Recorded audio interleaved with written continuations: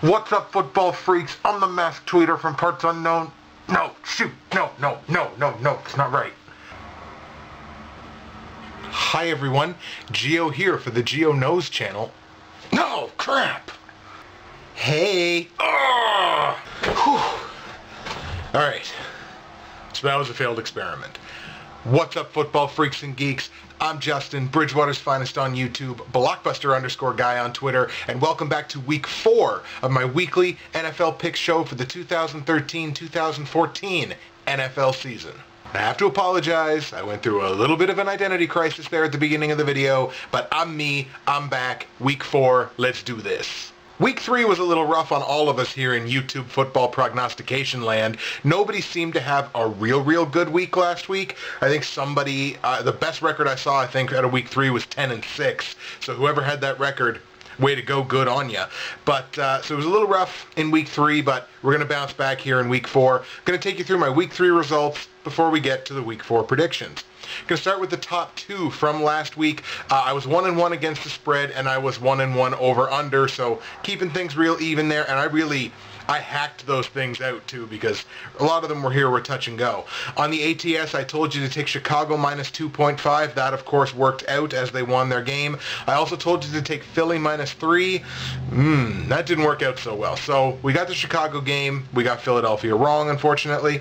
Again, over-under, I was 1-1 as well. I told you to take under 44.5 in the Baltimore versus Houston game. That one worked out. But I told you to take the over in Philly, Kansas City. So really, I should have just stayed completely away from the Philly-Kansas City game. Says I got that one wrong. That one ended up under. So 1-1 ATS, 1-1 over-under. ATS, I am 4-2 so far this season through 3 weeks. Over-under, I have an even record of 3-3. So we're going to take a look at the platinum, gold, silver, and bronze picks from week 3. Starting with the bronze pick, I told you to take New Orleans to beat Arizona. They did that very handily, 31-7. Drew Brees finally broke out, which was really good to see. 29-17 for 342, 3 touchdowns. He did throw a pick, but he added on a rushing touchdown, so he was directly responsible for 28 points on that score. The Cardinals only had one player aside from their quarterback, that of course being Larry Fitzgerald, to go for more than 50 total yards of offense in this game. Not nearly good enough to get it done. Arizona starting to look a lot like the team that finished off last season. The silver pick, I told you to take San Francisco to beat Indianapolis, and I don't know what's wrong with San Francisco, but wow. That game did not go very well. They lose to Indy 27-7. Like, that's a 3-possession game. That's barely competitive. The 49ers offense looked terrible. They did not hit 300 yards of total offense. They had 2 turnovers. They were only 25% on third downs, and they had only 14 first downs through the whole game. There's something significantly wrong in San Francisco. I don't know if it's injuries. I don't know if it's a lack of confidence from Kaepernick, but since that Seattle game in week 2, he has not looked like the same team. So something's really going on there in San Francisco. So I missed out on the silver pick. The gold pick, I told you to take Seattle to beat Jacksonville. I mean, come on, honestly. 45-17 they rolled. This was a shutout at the half, so that is a bit of a deceiving score. Jacksonville getting their points there, sort of in garbage time. This game was so non-competitive. Seattle took Russell Wilson out of the game and gave some snaps to Tavares freaking Jackson. That's how non-competitive this game was. So, of course, the Seahawks rolled. And for the platinum pick, I told you to take the Denver Broncos to beat the Oakland Raiders on Monday Night Football. Slightly higher score than I thought it was going to be. Denver ends up rolling very comfortably, 37-21. Peyton Manning went cyborg in this game. 32-5. Only 5 incomplete passes the whole game. 374 and 3 touchdowns. Currently has 12 touchdowns to 0 interceptions so far this season. And what's kind of alarming for Oakland, they have a pretty decent run game there with Run DMC, and Terrell Pryor is a threat to run the ball. They had just 2.9 yards per carry in this game.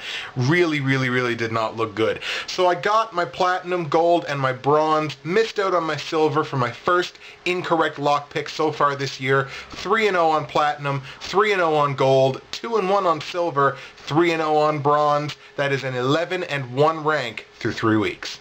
Overall in week 3, I had a sub 500 record. Straight up, I went 7-9, so it was close to being 500 there, but that's even kind of what I predicted before the games even started on the week. I tweeted to the Hatbox Kid, and you guys need to sub yourselves to the Hatbox Kid, basically said, I feel confident on about 7 of these games. Lo and behold, I ended up 7-9. 31-17 on the season, sitting in the 82nd percentile on Yahoo. We go and take a look at the private pick'em group. I currently sit in second place of 18 with 308 total confidence points out of a possible 408 for a clip of 75%. In week 3, even though I went 7-9, I did manage to scrounge up 78 of 136 possible confidence points for a clip of 57%. Shout out to our week 3 winner, still our overall leader, Jay Cutler for MVP. Managed to have a really good season in a week 3, or sorry, good week rather, in a week 3 that's, was kind of awkward for a lot of people. Carving out 10-6 for a record, so very, very good. 91 of 136 possible confidence points for a clip of 67%. As I mentioned, Jay Cutler for MVP, still our overall leader. A 34-14 mark so far on the season. 322 of 408 possible confidence points for a clip of 79%. So congratulations one more time to Jay Cutler for MVP. You're our week 3 winner and still the overall leader. So now let's move on to the predictions here for week 4. Going to start, of course, with the top 2. Going to start with the over-under. I have a good overplay for you this week and a good underplay for you this week. My number 1 OU pick this week is in the Detroit versus Chicago game. Now, the number there is 47 points. Most of the experts and most of the people that I've talked to are trending on taking the over in this game. You got 2 pretty good offenses here. However, Detroit just lost their number 2 wide receiver. He's going to be gone for a long time because he badly needed some pizza and got himself into a car accident. Detroit may be limited in their ability to use Reggie Bush. He is, I think, questionable for the game at this point. Looks like he's probably going to play, but may be playing under limited snaps. So you're missing one of your big weapons in the pass game. You're probably missing or going to have limited reps with your number 1 running back. I take a look at Chicago. I like Chicago's offense, but at the same time, they haven't had huge competition so far this year. They've had a relatively easy schedule. I honestly think it's going to stay under. You got Chicago's got a very good defense. Detroit, I still feel, has got an underrated, young and hungry defense, and I honestly think that this is going to be kind of the game where maybe Chicago might slow down a little bit. I know they put up 40 points last week. That was their first road game, and they put 40 up.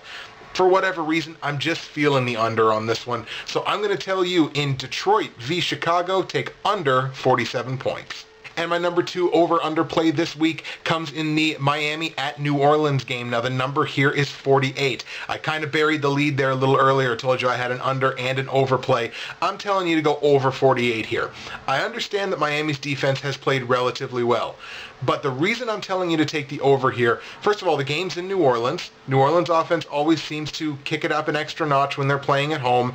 And even though Miami's defense has looked good, if there's one place that they've been susceptible, it's through the air. I think they're barely scraping the top 20 in overall pass defense so far this year.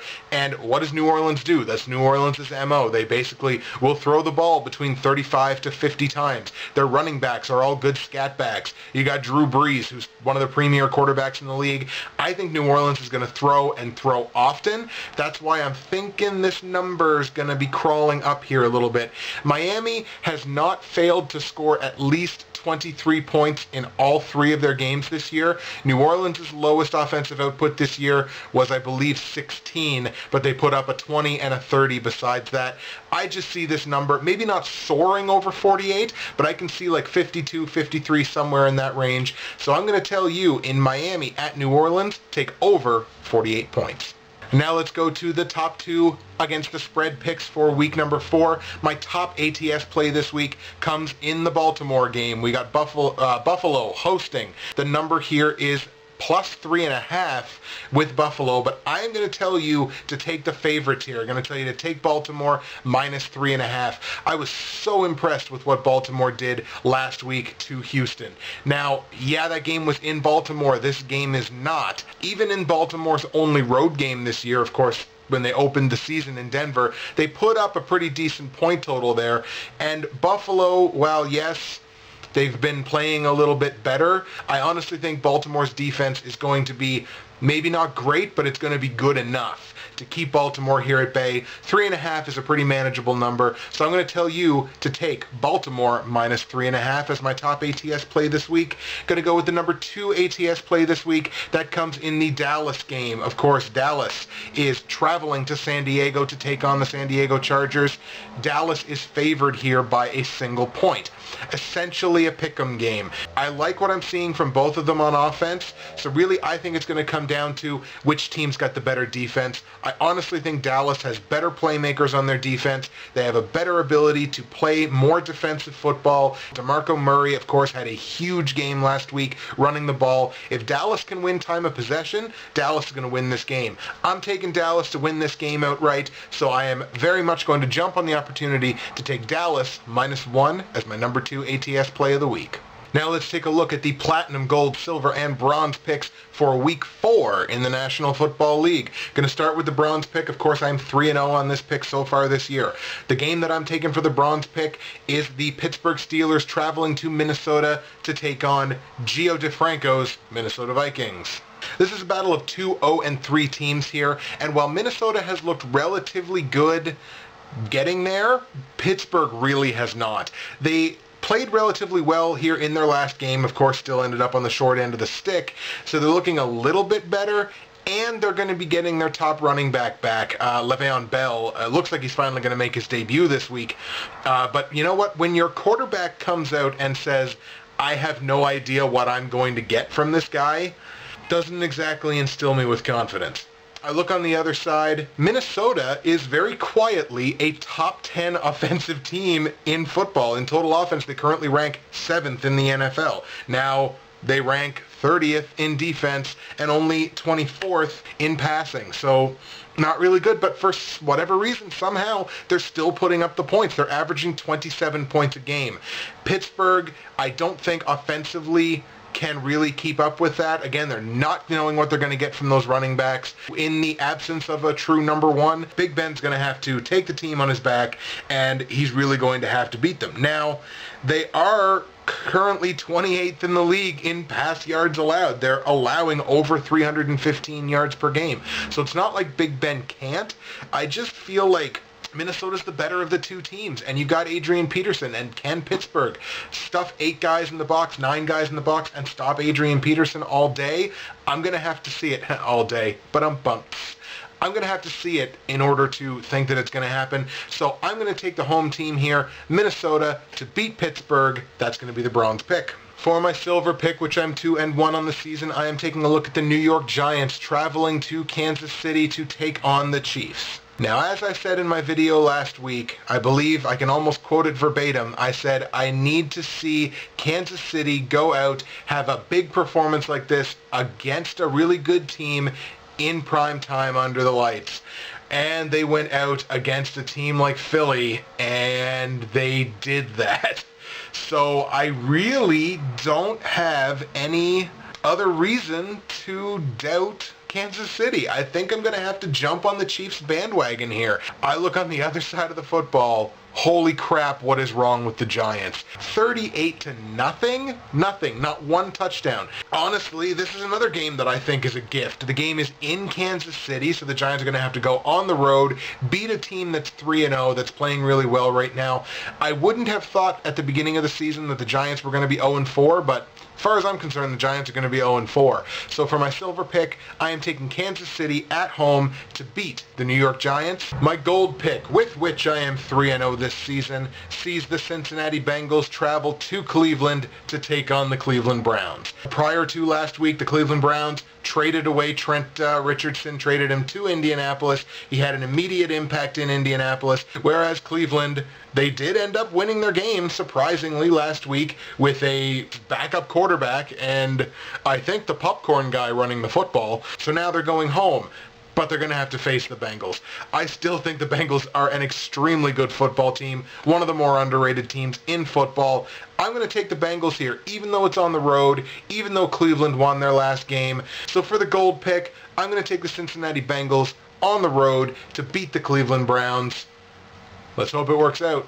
And the platinum pick for week 4. I'm 3-0 as well on this pick. Haven't steered you wrong yet. Sees the Indianapolis Colts travel to Jacksonville to face the Jaguars. Yes, I'm picking on Jacksonville. I'm sorry.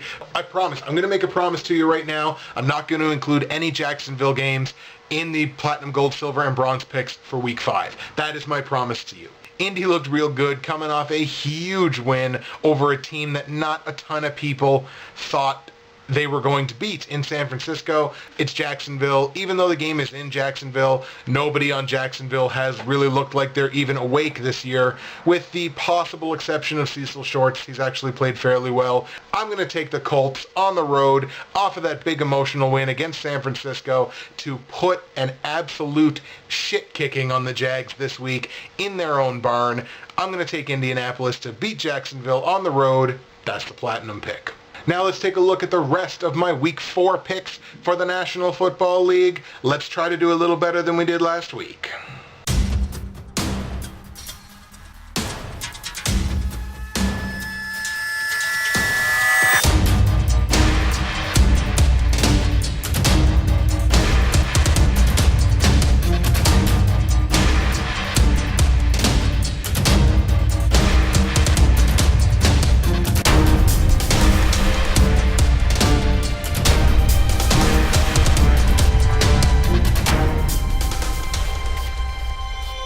That's the Week 4 show for you folks. Comments, hate, and love in the comments section below. Special thank you, of course, to my Kabuki Gangsta mask, as well as my regular glasses that really didn't make me look like Geo, but at least I took a shot at it. This week in the YouTube Fantasy Football Prognosticators League, I am taking on the Masked Tweeter. I pulled off a big come-from-behind win last week against Christina from Yes What I Say Goes. This week I am in tough as a more than 40-point underdog in that game. That is it for me. Justin, Bridgewater's Finest on YouTube, Blockbuster_guy on Twitter. It's not too late to get yourself in on the private pick'em pool. For all of my YouTube family, thank you so much for taking the time to watch these videos that these people make in their bedrooms / kitchens / car in the case of Billy B. In any case, thank you very much for watching the videos. We're going to see you again in Week 5.